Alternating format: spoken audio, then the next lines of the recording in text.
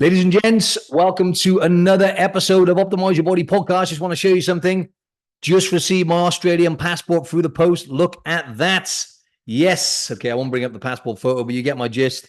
There it is. 7 years ago, I moved to Australia from the UK, and I can't even tell you how hard it was to get citizenship for Australia. An hour ago, just received that through the post. I wanted to celebrate that with you, ladies and gents. I can't even tell you how hard it is. They don't hand them out here. Let me just say that. And win. Anyway, let's get into a Q&A. And also scholarship. How could I forget? Hey, well done for everyone who applied for the scholarship. I was overwhelmed by the amount of applications, especially from people who listen to this podcast. Now, to the point where I'm going to actually offer partial scholarship to people who missed out on that number one spot. I've shortlisted the winners down to 4 people. That means there's going to be one lucky person, as everyone knows, right, who's going to work with me for 3 months for free. But I've shortlisted it down to 4 people, and I'm going to be selecting the winner within the next day. But as I say, so many people applied, I'm actually be offering a handful of people partial scholarship, right? So I'm going to be directly in touch with you if you applied. So stay tuned. I'll be in touch very shortly, directly via WhatsApp. I know I've got your number, right? So I'll message you on your phone, on WhatsApp Messenger if you have it. If not, I guess it'll be a text message, right? Probably cost me an arm and a leg if you're in Australia, in America. But anyway, I'll be in touch. Congratulations to everyone who applied. As I say, we were overwhelmed by the amount of applicants, and I'm super excited to announce the winner and also the partial scholarship winners. So anyway, Q&A from the audience, ladies and gents. So number one, we've just got back from Melbourne, basically, my girlfriend and I, right? So I want to touch on our experience, and I want to tie in our experience and how we kind of really enjoyed ourselves. We ate out a lot.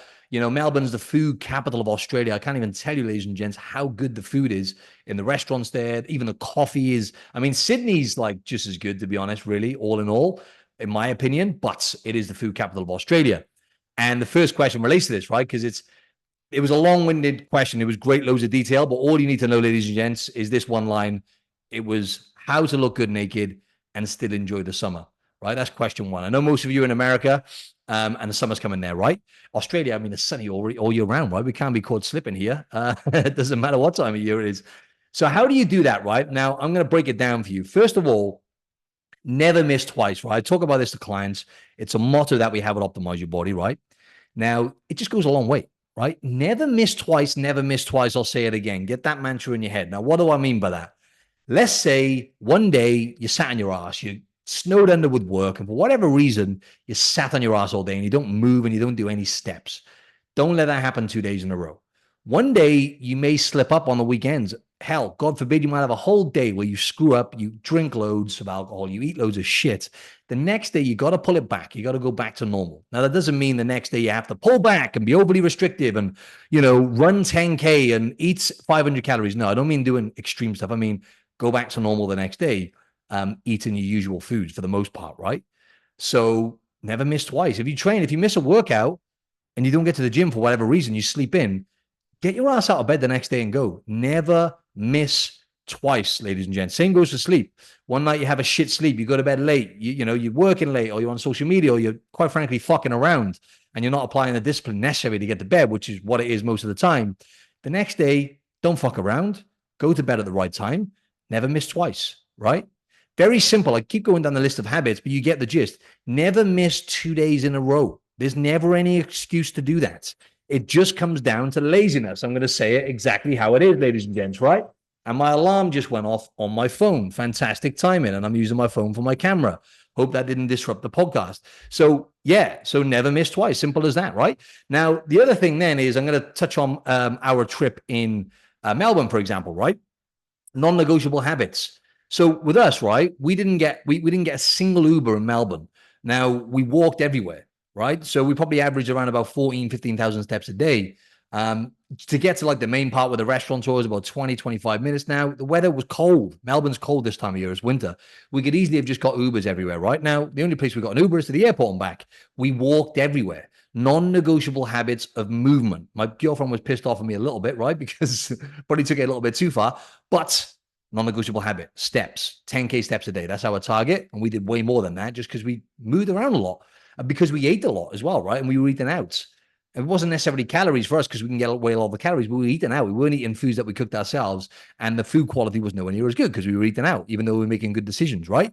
So we compensated with that with extra steps.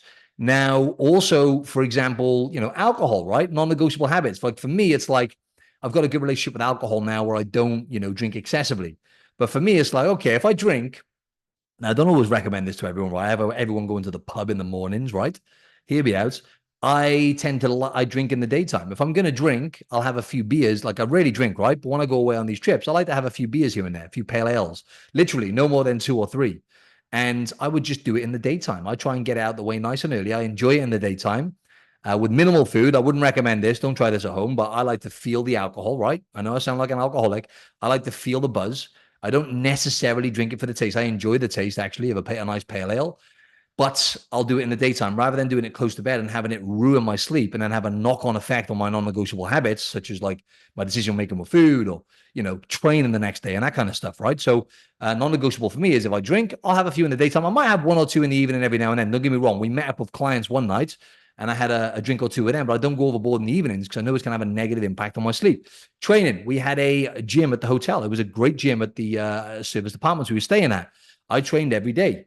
Now, this is another thing, non-negotiable for me is, I like to train in the mornings, first thing in the morning. Now, I didn't train every morning there, but I did something. Like the gym, I just went in there, they had machines there, and I just got a light pump on the machines, did some like a quick full body 20 minutes. People underrate that. Even my girlfriend, she likes it. I give her a program, of course, right? And she's like, I'll do a proper workout or I won't bother, right? But she can get away with it because she trains 6 days a week anyway. But having that mindset around training where doing something is always better than nothing. And, it really helps with water retention and stuff as well. Even if you just use your bands, I can't stress this enough. I took my bands with me, but I just used the gym. Get your bands out and do a 10, 15-minute pump up every day. It actually helps with water retention because I was eating out, obviously a lot of salt in the foods and everything else.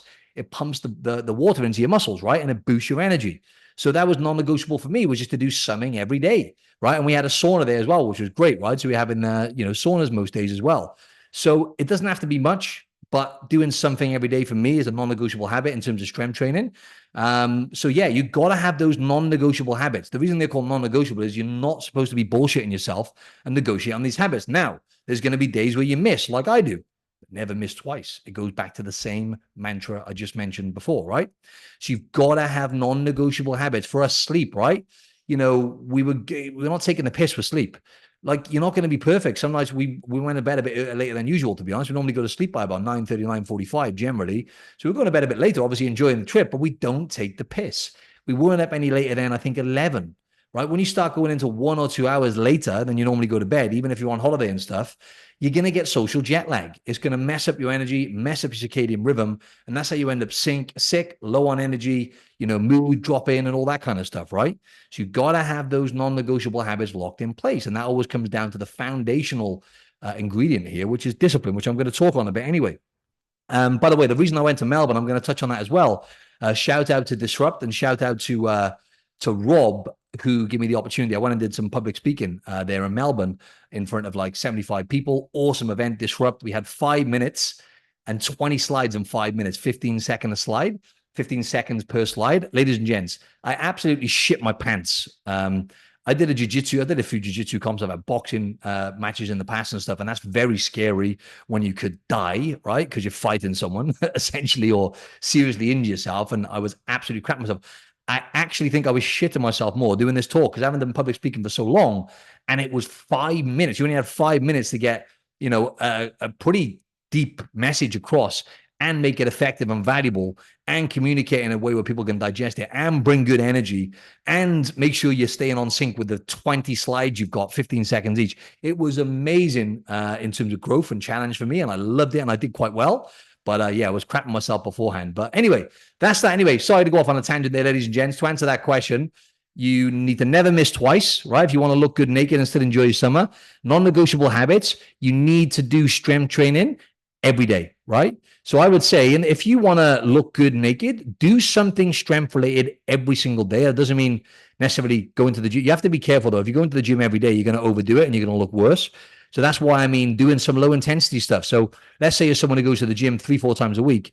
In the summer, stick to your 4 times per week, but Throw in some bands on the days in between or body weight stuff. So you commit into like 15 minutes, maybe 20 minutes of bands and body weight, just a full body pump up. So it's strength training every day. That's how you're going to look good naked, doing strength training as often as possible at an appropriate intensity. Number one, build muscle, get stronger. That's how you're going to look tight and look good naked. And then obviously with your nutrition, you need to have those non-negotiable habits of hitting protein consistently. I would say, look, in the summer, be aware of protein. Just track your protein. Maybe just use the app and track it. Just like literally 1 or 2 minutes out your day and hit a gram of protein per pound of body weight. Aim for that every single day. Even if you don't track all your calories, aim to hit that protein target every single day. You'll stay on point, right? Alcohol, like I just said, don't take the piss. If you drink a lot, especially if, you're having it, closer to bed, or just drinking a lot in general is always going to be absolutely atrocious for us, right? It's going to have a knock-on effect on everything, on your sleep, on your decision-making with food, on your performance in the gym, and you're going to go downhill. So, keep it minimal. Don't go overboard, right? And the other big one then, is be mindful and pick your battles of who you spend your time with. If you want to look good naked and enjoy your summer, you're going to have certain people who drink and eat more, for example, certain groups of people. Pick your battles with them. Go out with those people. But if you're going out with those people all the time, you're going to slip, right? The likelihood is you're going to slip.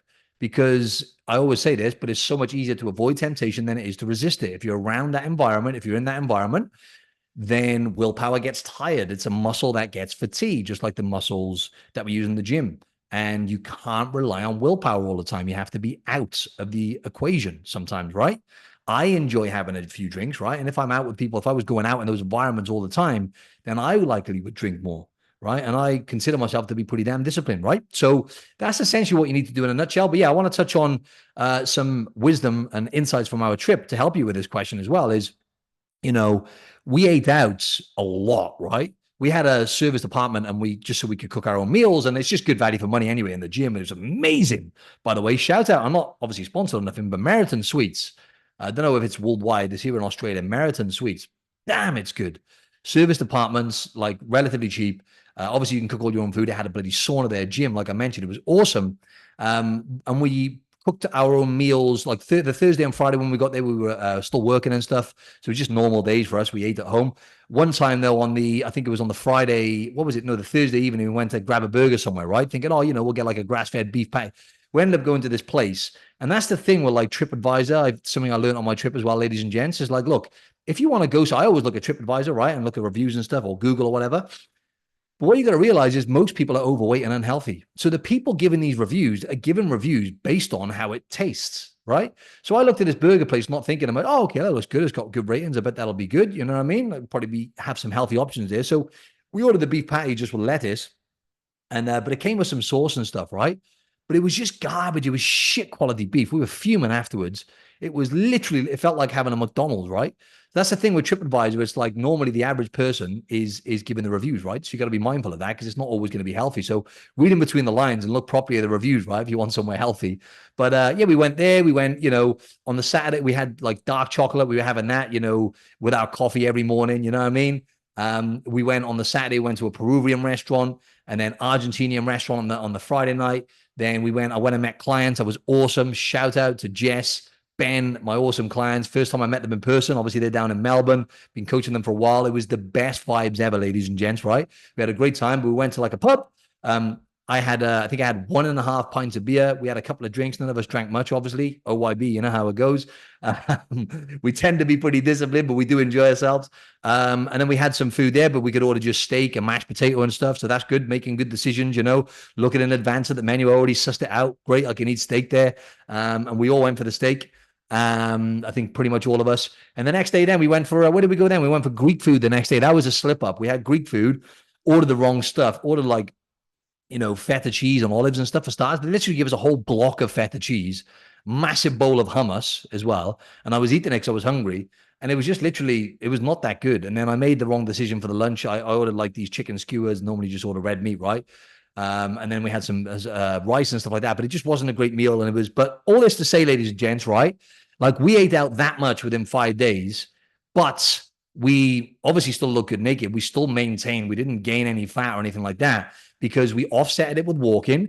We stuck to our 2 meals a day. So we get up, have our coffee, maybe a bit of dark chocolate with our coffee. Then we would have the first meal would be, even at the Peruvian restaurant, obviously we ordered steak, we could order normal food. We had some of their sauces and everything else. We still would be ordering a lot of protein with our first meal. And then, Argentinian, obviously we went to another steakhouse. Obviously we had the beef. So we're always, having high protein with each of our 2 meals. And we'll allow ourselves to have some, like my girlfriend we had some cassava bread in the Peruvian place. We're not like super super tight, but we're having the usual steak, right, which fills us up. And just keeping it simple, not just eating for the sake of eating, like, oh, I'm away, so I'm going to eat everything in sight. No, you're going to gain fat and you're going to feel terrible. So like we still stuck to the non-negotiable of, oh, if we wanted to have breakfast, we would have, right? But we didn't want to eat, in the morning. We would just walk around, have a few coffees, and then we would eat then at like, late morning or lunchtime or whatever after having a bit of dark chocolate. You know what I mean? My girlfriend she's worked her way up to 80% dark chocolate now, by the way, right? Down from 70%. She's coming up to my 90% now. But so that's just a long way of answering that first question. And I wanted to share, like I say, some insights from our trip and how we kind of took care of ourselves when we were over there, right? So anyway, question 2. How do I tone and sculpt as opposed to building and getting bigger in terms of my physique? I don't want to be big. I want to be more sculpted and toned and athletic looking. So basically, I get this all the time, right? Especially from female clients. I've had it from guys. Well, I don't want to be big, mates. I don't want to be big. I just want to be ripped. Okay, cool. But people get the wrong idea. They think, oh, okay, if I do this type of training, I'm going to get that lean look. If I do high reps, I've had this before. If I do 30 reps, I'm going to get more of like a lean, I heard this before as well, right? My legs are going to look elongated, or my muscles are going to be more elongated. If I'm like, no.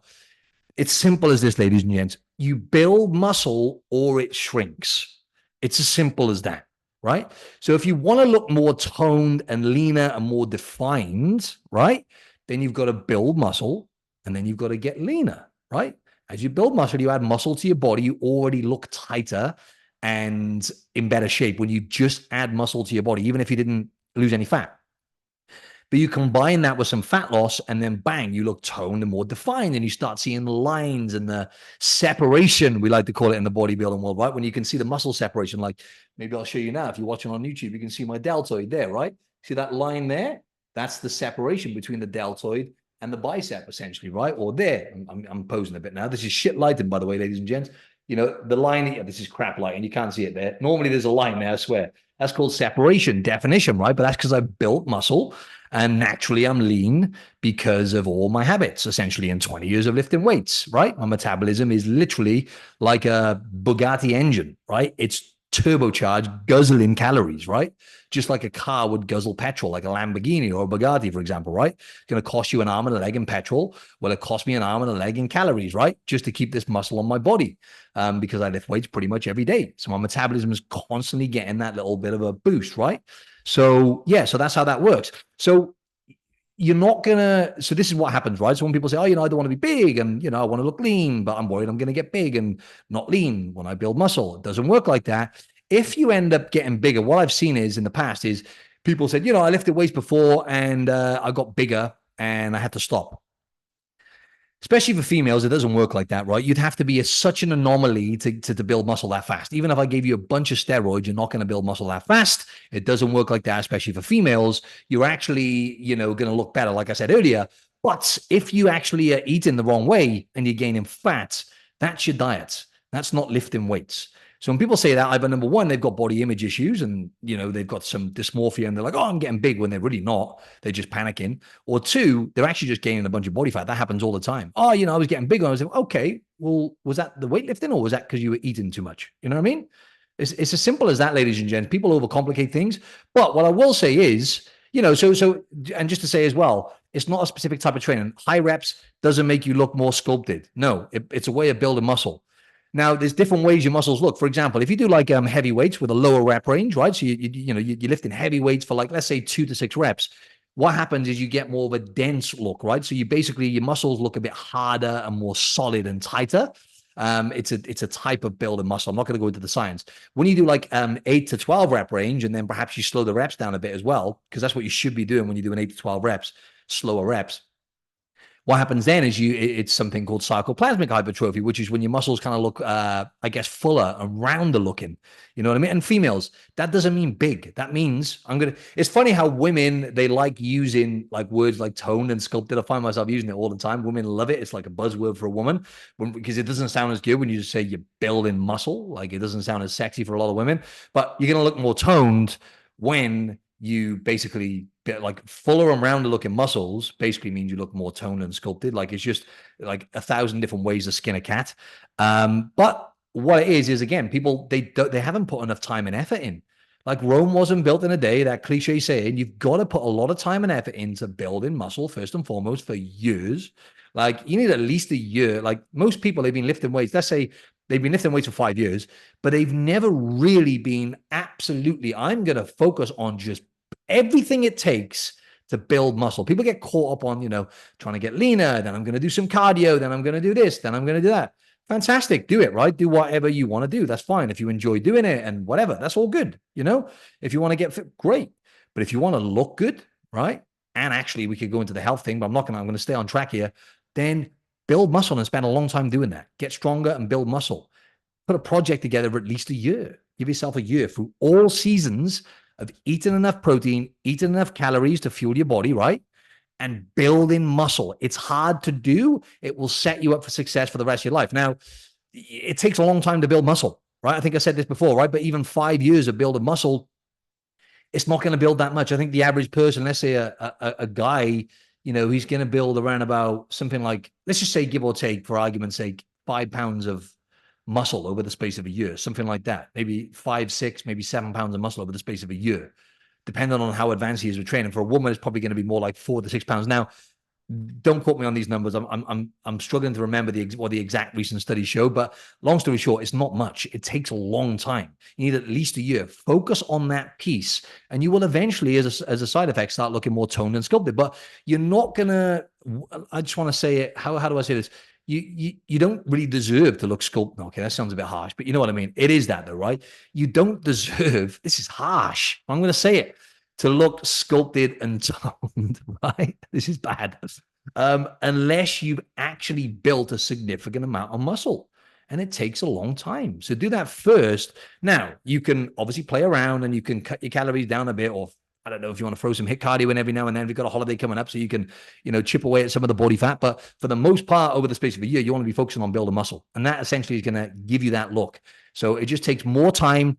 You don't look different from different types of training, like in a significant way. You don't look more toned or sculpted or more athletic if you do higher reps. No, you need to build muscle. And the one which is going to get you the better results is the one that your body's not used to. So if you don't do heavy weights or strength training, you're going to get more value from that and benefit from that. Bang for your buck, most likely. If you don't do that, if you're the person that always does lightweight with high reps, guess what? You're going to do better from slowing your reps down, doing 8 to 10 reps or doing heavy weights.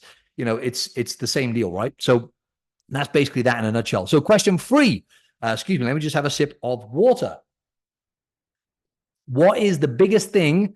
Okay, now I wanted to get another chance, ladies and gents, to answer this question, because I did my talk the other day and I had a few questions from the audience at the end of my talk in Melbourne, and my adrenaline was pumping so much. This woman asked me this question and I wasn't too happy with my answer. I pumped out about 5 different answers coming from like 10 different angles, and I overcomplicated it because my adrenaline was pumping so hard, right?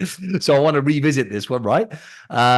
Okay, so she asked me this: what is the biggest thing do you think that stops people from focusing on their health when we all know what we should be doing? And I love that question because you all know, listening to this, what you should be doing. Now, some of you might be doing most of this stuff, but a lot of you might not be. You might be lacking consistency, right? And slipping, essentially. And we know what we should do for the most part, right? It's not rocket science, but why are you not doing it? And if I could have a chance to answer this again, what I would say, and don't get me wrong, my answer, I give a few valid points, but I think this is better and more direct. The reason why you're not doing it is quite simple. It goes back to the whole theme of my talk, right? My talk title was Unlocking Freedom Through Discipline. Now, when you apply discipline, like ladies and gents, for example, let's say you want to save money, right? You have to be disciplined with your finances to a certain extent to save money, right? whether you're going to allocate a certain amount of your wages to put into stocks or to put into your savings or to put into the savings for your house or into your bloody mortgage in it, buying a house, whatever that is to you, you've actually got to apply some discipline with your finances to create financial freedom. And I use this next one as an example to people that I was doing the talk to, because most of these people are HR leaders, they work in HR. And I said, look, most of you guys here are high performers, right? For you to deliver and lead effectively, for example, you have to be disciplined with your time management, right? And they all were like, yep. It's the same thing with your mind and body, right? It's exactly the same kind of muscle in the brain, if you like, that you're using. You've just got to transfer it into yourself, into your health, and into, your habits that I was talking about earlier, and really leveling up your personal standards. So the reason why people don't do it is because of the story they tell themselves. For example, I don't have time, right? Bullshit. Let's just rephrase that. You lack discipline with time management. I don't care if you've got 5 kids and you work 70 hours a week, okay? If you haven't got time now for your health, then you will have to make time to spend money as well, and resources, not just time. Make time for hospital beds, misery, and lots of money on medications later down the line. Make time for it now in advance, right? Because that's what is going to happen. It is inevitable. It's a matter of time. Now, I'm not trying to be all doom and gloom. I'm just passionate about what I talk about what I do. And this is the reality of it, right? So telling yourself that story, I don't have time, absolute bullshit, right? Discipline yourself and free up more time. You find time for the stuff that you value, the stuff that's important to you. Now, I can guarantee most people who say, I don't have the time, procrastinating on their phone. Now, once again, I'm disciplined. I'm self-aware, right? I procrastinate and get distracted on my phone. Right now, for me, I mean, I could use the argument that at least I'm creating stuff. Like I didn't never scroll on social media and scroll and shit like that online. I am creating, but there's always stuff for me to do. So what I'll do is I'll sometimes go onto Instagram. Okay, what can I do here? Can I create this? Can I create that? Now, for the most part, that's good. But a lot of times that's a distraction. I shouldn't be doing that. I was doing it in Melbourne when I was trying to be present at times, and I was getting sucked into doing that because there's always stuff to do. But that is a distraction, and that is essentially like kind of procrastination, really, because I can do that because it's relatively easy for me to do. So I'll do that instead of doing other tasks, which I know need to be done. So when we all do that, we procrastinate by doing low value tasks at times that don't move the needle forward with whatever we're doing. So anyway, that all comes down to, discipline, essentially, right? So I don't have time, but, I got to do this for my kids and everything else. Well, what you need to do is you actually need to come away from your phone earlier in the nighttime, go to bed earlier, and get up fucking earlier and do something for yourself in the morning, right? This is what I was talking about on my talk, right? This is the biggest win. I think the biggest thing I'd like to get across to most people is do something for yourself in the morning. Now, I haven't got kids yet, right? When Janine and I do have kids, we will be freeing up time for ourselves. Are we going to be able to do what we do now? Of course not. We're not going to be able to put as much time into our own training and all this kind of stuff. But will we work as a team to free up time? Will we apply discipline to allocate time on some level for ourselves so we can do something training wise? Yes. An example of this, right, is a guy in this apartment blog. He's a legend. Shout out to Andrew. He's literally just had a kid. Actually, his girlfriend's Brazilian as well. Just had a kid. He's super disciplined. He's ex-military. He goes to the gym every single morning, 7 days a week. He's in the gym. I see him there, right? Like clockwork. Now, he just had a baby. He just saw him earlier on. He's having 2 hours sleep a night, right? Is what he's having. Where did I catch him? Coming back from the gym, right? So he was still going. Can he go in the morning like he used, like he loves doing? He loves going. No, he can't. Can't do that anymore because he's getting fucking 2 hours sleep and he has a baby to feed, right? And look after with his wife. But he finds time, right? And he's busy. He works hard, right? To go to the gym at another time. And I've caught him a couple of times now going to the gym at random times, like at 11 o'clock the other day, 3 p.m. He's making it happen because it's discipline and it means it's absolutely paramount. We're both the same, me and him. Actually, we're type A's and we need to train. We need to train for our mental health. We have to do it. Like we don't do well if we don't have training for our mental health. We just don't. We need to do it, right? So it's one of them things. And I'm going to touch on that. It needs to be enjoyable as well. But this is all coming back to, answering the question, telling yourself that bullshit story, right? Now, most people, for example, I haven't got time, they spend the average person spends 2.5 hours scrolling on social media. That's a workout. In fact, that's a workout. And that's likely, you've sat down and had a meal and prepped some meals for the next day with that 2.5 hours in one day, right? So just don't bullshit yourself. And also, the another big one that people bullshit themselves with is essentially relying too much on motivation and using this as an excuse. I don't feel motivated. I lost motivation, so I stopped. Hold on a minute. You stopped because you didn't feel like doing it. Most of the time, we're not motivated. I'm not motivated 80% of the time. Do you think I'm motivated to do absolutely everything that I do in my business? No. I love working with clients. I love helping clients. There's still other stuff I've got to do that I don't want to do. Like any business owner will tell you, or anyone who works for a company, doesn't matter. There's shit you're not motivated to do, but you've got to get it done. Imagine I just did stuff, or imagine I just helped clients when I was motivated. Imagine I just went, nah, I'm not feeling like it today. No, I'll leave it. I won't check in. I won't check in with Sandra. Sandra's not one of my clients. I made that name up. Not going to check in with Sandra today because I'm not motivated. I'll wait until tomorrow and then hopefully I'll be motivated. That's what people do with their health and fitness. If they did that in their career, they'd be bloody homeless probably. It doesn't work like that, right? Again, it comes back to discipline. Discipline is doing the stuff regardless of whether you're motivated or not. Motivation, it's fucking easy to do things when you're motivated. It is not impressive. Now, does it feel good when you're motivated? Yes. I love it when I've had a double espresso in the morning. Yeah. And I go to the gym and I feel motivated. Yeah. It's a good feeling. Love it. Right. Don't get me wrong. I'm not knocking motivation. God, forgive me on this, right? Please give me more motivation. I love it. But you can't rely on that. And people say, I wasn't motivated. Well, you're leaving everything. You're leaving your whole life to chance. Basically, if you're only going to be healthy when you're motivated, you're leaving your life to chance, right? It just blows my mind. So basically, I've said it before, but motivation is like an orgasm, right? If you want to remember, you'll remember this analogy, ladies and gents. I've got you tuned in now, haven't I? Motivation is like an orgasm, right? Basically, it's a great feeling, but it doesn't last long enough, especially for guys, right?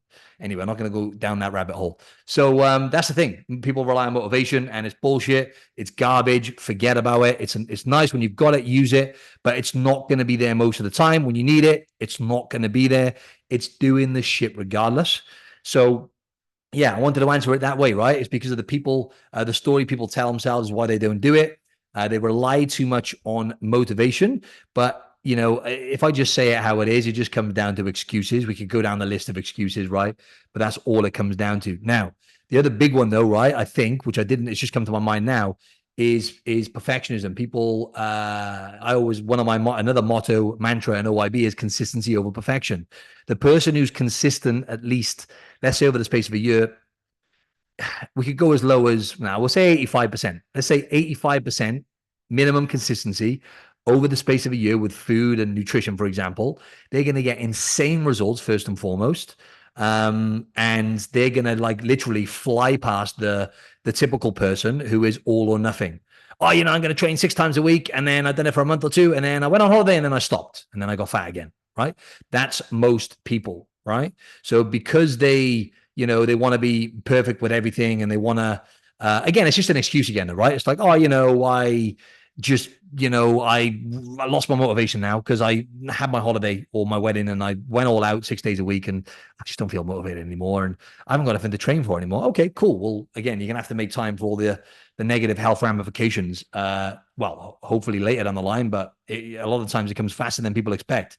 That's the only thing. So anyway, that was a long-winded answer to that question once again, but I wanted to kind of get into that in a more direct way because ultimately it just comes down to excuses. But another thing I did answer is why is it important to you? I want to lose 5 kilos. All right, cool. That's not going to keep you going when it gets hard. Why do you want to lose 5 kilos? Oh, okay, because I want to basically my kids to be proud of me because I'm healthy. Okay, now we're getting somewhere. You got to have a reason to change. Well, having a reason to change certainly helps anyway because it pushes you forward when shit gets hard and that motivation inevitably wears off. But last thing I like to say on this, ladies and gents, right, is give you some examples of me, right? Tonight, when it comes to getting to bed at the right time, it's fucking hard, man. It requires discipline, right? For me to focus on my health. I have to come away from the phone, right? And I have to do all the boring shit, turn the lights down, brush my teeth, do my usual stuff, get ready for bed, get my stuff ready, read my book, do my journaling, once I get into it, I'm okay. I enjoy reading and everything else. But to the average person, that's boring and painful, right? It's hard. I have to put the phone down. Like that phone is literally designed like processed foods for us to be addicted to, right? So putting that down is hard. It requires discipline. I have to say, no, that's enough. Down it goes, right? I'm literally thinking about sleep now already. What time is it here? It's like 4:45 p.m. I'm wrapping up this podcast so I can eat my meal early enough so it doesn't impact my sleep. And I'll go on my walk, let my food digest, turn the lights down. I'll do some more work then up until about 8 p.m. ish. Bang, down tools. I mean, it's like something that I'm thinking about, right? Because it means a lot to me. And tomorrow I want to feel good. I want to train well. I want my mental health to be good. So I have to make sure that sleep's on point, right? And then, tomorrow, like I said, I already mentioned like the discipline and then go into the gym. Then I'll get up and I'll go to the gym. And then, nutrition, for example, I've got food there ready to go. I've got, my steak there ready to cook or even ready to eat now. I've got my steak ready to cook. I've prepped that in advance, right? It's organization, right? It's not rocket science. I've got steak there to eat, ready to eat. Simple. I've got foods there that I enjoy to eat as well. So like, for example, my thing is I'll have some white rice now, my evening meal. I did the carnivore for a week or so. I'm back on the carbs now, right? I'll have some white rice with my steak after this. And then I've got these buckwheat rice cakes. They're beautiful, right? I'll have them with some fruit as well afterwards. I enjoy these foods and they, I need some carbs as well, right? I don't need them, right? But I do better with them for the most part. Sometimes I do better without them, but for the most part. So I've got foods that I enjoy eating ready to go as well. That's, all this stuff is enjoyable. And I'll finish this off with what I said in the presentation. It needs to be enjoyable. Using myself, Janini, Andrew, my friend who I mentioned earlier, right? We enjoy this shit. We enjoy having good sex. Anyone, hands up, who wants to have shit sex? No one, right? You have good sex when you're healthier. When you're healthier, your libido's higher, testosterone levels are higher, your mental health better, emotionally you're more present and all that kind of stuff, right? You have better sex. Your mood is so much better when you're eating well, sleeping well, and going to the gym, right? You feel good when you eat certain foods, right? And I enjoy eating them, by the way. I enjoy eating them because they taste good. And also I feel good when I eat certain types of foods, right? I actually enjoy the ritual now because I've done it for long enough. The reward that I get from simply going to bed early, I know this sounds boring, going to bed early and reading a good book. I love reading, right? Love it. It's my non-negotiable habit before bed. And I read, and I just read an amazing book, ladies and gents, by the way. I'll shout that out here. It's called The Forgotten Highlander. Joe Rogan recommended it on his podcast. Oh my God. Right. I'm not going to go into what it's about. Well, I'll have to give you a quick little spoiler here. It's about a guy who got back in the day, the Japanese in the World War days, they held a lot of British, Australian, and even some Americans as slaves, basically, right? And this guy survived, like, I think it was 6 months. And what he survived, it was absolutely insane, so inspiring, like sad at the same time. He was in a slave camp in Japan, and then they basically chucked him on a ship. The ship got scuttled. And this is a massive spoiler now, right? Anyway, I'm not going to say any more now, right? But he survived to tell the story, and it's an incredible read. Just finished reading that, but I love that. So it's a ritual for me now, and I get. What do I get from it? I wake up feeling great for the most part, right? When I get a good sleep, I enjoy reading. It stimulates my mind. It's escapism for me, right? Rather than like sitting there eating food and snorting cocaine. My thing nowadays, right, is reading a good book in bed, right? It's a form of escapism. Escapism is not all bad. And also I happen to get lots of education and growth from doing that, right? So look, these things I enjoy doing. Discipline it will become enjoyable once you do it for long enough, because you'll realize that you feel, perform, and look better, right? So anyway, ladies and gents, over and out. Hope you enjoyed that. And yeah, if you like this episode, ladies and gents, please give me a rating and review. It would mean the world to us if we can get more people seeing this. Simply just comment. If you're watching this on YouTube, can you just like and make sure you subscribe to the channel? Please, it'll go a long way for us to get more people watching this. If you listen on Spotify or iTunes, just give us a rating and review, please. It would mean the world to us. Over and out, ladies and gents. Cheers.